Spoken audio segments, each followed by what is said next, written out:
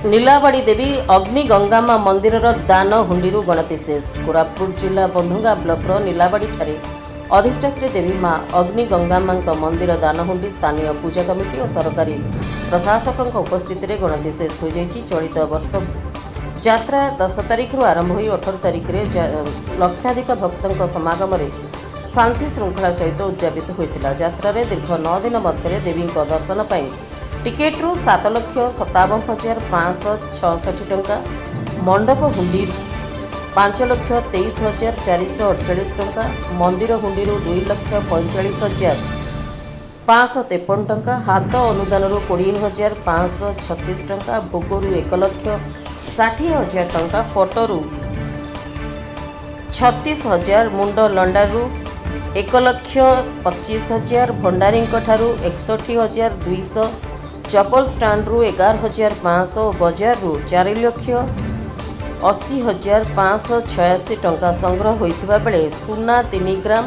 और रूपा 1 किलो 66 ग्राम दान हुंडी संग्रह होइतिला।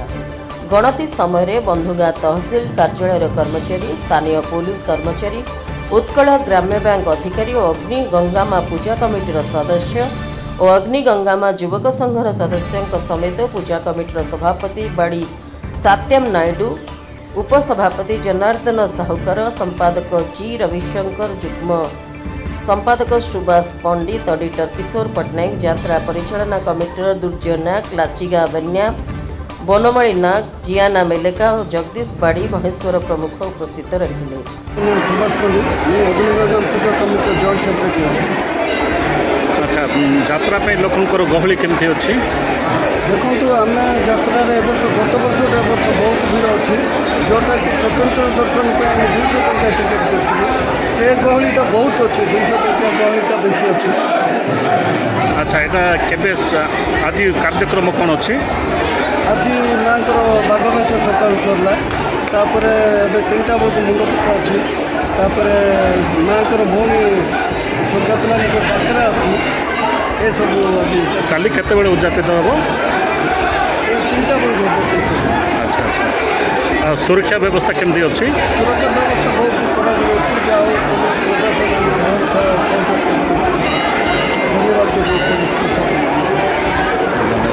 रहा टिकटर जोटा अच्छे 200 टंका टिकेट जोटा अच्छे 200 टंका टिकेट होची स्वतंत्र दर्शन